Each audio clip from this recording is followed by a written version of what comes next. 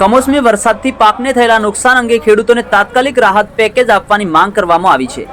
વડનગર તાલુકા Congress committee દ્વારા doctor જયસિંહના અધ્યક્ષસ્થાને મામલતદારશ્રીને રજૂઆત કરીને જણાવ્યું કે ગુજરાત રાજ્યમાં અતિવૃષ્ટિના કારણે ખેડૂતોને ભારે નુકસાન સહન કરવું પડ્યું છે।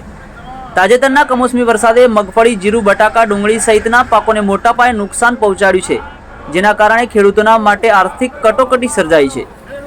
વરસાદી પરિસ્થિતિ સર્જાતા ખેડૂતોના ખર્ચમાં વધારો થયો છે અને ઉત્પાદન ઘટ્યું છે। સરકાર દ્વારા અત્યાર સુધી કઈ યોગ્ય રાહત પેકેજ જાહેર કરાયું નથી અંગે ખેડૂતો માટે અત્યંત નિરાશાજનક બાબત છે। તેમણે જણાવ્યું હતું કે 2025ના ઓક્ટોબર મહિનામાં થયેલા કમોસમી વરસાદના કારણે ખેડૂતોની સ્થિતિ વધુ ખરાબ અને દયનીય બની છે, ત્યારે સરકારે તાત્કાલિક સર્વે કરી ખેડૂતોને વળતર રૂપે રાહત પેકેજ જાહેર કરવું જોઈએ।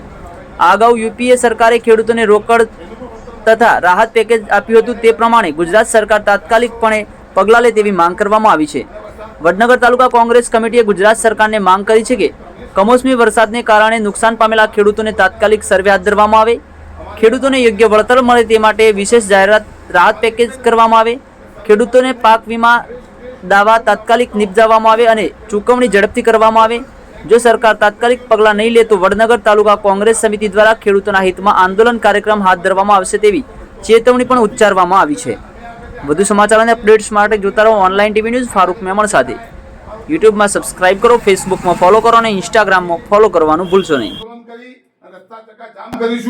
તેની સઘળી જવાબદારી તંત્રની રહેશે, એટલે અમે હવે ખેડૂતો કોઈ પણ ભોગે બચીએ નથી અને આજે વડનગર તાલુકા કોંગ્રેસ સમિતિ એ ખેડૂતો વતીથી આપને તંત્રને જાણ કરે છે કે અમે યોગ્ય કાર્યવાહી કરી અને ખેડૂતો બચાવવાનું કામ કરે।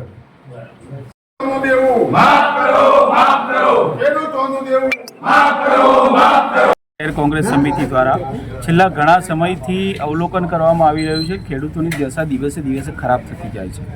શિયાળુ પાક બગડ્યો, ઉનાળુ પાક બગડ્યો, ચોમાસું બગડ્યો અને હવે ફરી પાછી શિયાળાની શરૂઆત થઈ ત્યારે પણ સતત કુદરતની આફતની સામે ખેડૂતો પાયમાલ થતા જાય છે, એમનો પાક બરબાદ થતો જાય છે। દિવસે દિવસે ખેડૂતોનું દેવું પણ વધતું જાય છે। ભૂતકાળમાં તમે જોઈ શકો છો, જ્યારે કોંગ્રેસની સરકાર હતી એ જમાનામાં ભારતની જીડીપીમાં ખેડૂતોનો 70% એગ્રીકલ્ચરનો ભાગ આવતો હતો।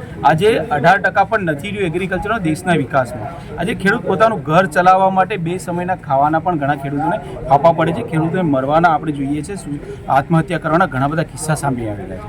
એટલે આ ઉગ્ર આંદોલન ખેડૂતો વતી અમે કોંગ્રેસ સરકાર તરફથી અને કોંગ્રેસ વડનગર તાલુકા કોંગ્રેસ સમિતિ તરફથી મામલતદાર સાહેબશ્રીને આજે આવેદનપત્ર આપ્યું છે અને મુખ્યમંત્રી સુધી અમારો મેસેજ પહોંચાડવા માટેનું એક આયોજન કર્યું છે કે જેમાં તાત્કાલિક ધોરણે ખેડૂત આજે વડનગર તાલુકા અને શહેર કોંગ્રેસ સમિતિ વતી ખેડૂતોનું દેવું અને ખેડૂતોને પાકના અંદર વળતર મળે એના માટેનું અમે આવેદનપત્ર વડનગર તાલુકા કોંગ્રેસ સમિતિ અને શહેર સમિતિ વતી તમામ કાર્યકરો ઉપસ્થિત રહ્યા। એમાં પ્રદેશના મહામંત્રી ભાઈ મુકેશભાઈ અને અમારા જિલ્લાના મહામંત્રી અમરસિંહભાઈ, તાલુકા પ્રમુખ જયસિંહભાઈ, શહેર પ્રમુખ ધવલભાઈ અને તમામ કાર્યકરો, નગરપાલિકાના કોર્પોરેટર અમારા આપુજી, તાલુકા ડેલિગેટશ્રીઓ તમામ હાજર રહી અને આવેદનપત્ર આપ્યું છે કે ભાઈ આવનાર સમયની અંદર ખેડૂતોનું દેવું માફ કરે સરકાર। કારણ કે જો ઉદ્યોગપતિઓનું લાખો કરોડ રૂપિયા કેન્દ્ર સરકાર માફ કરતી હોય તો ખેડૂતો તો આ દેશના અન્નદાતા છે, એ જગતનો તાજ છે।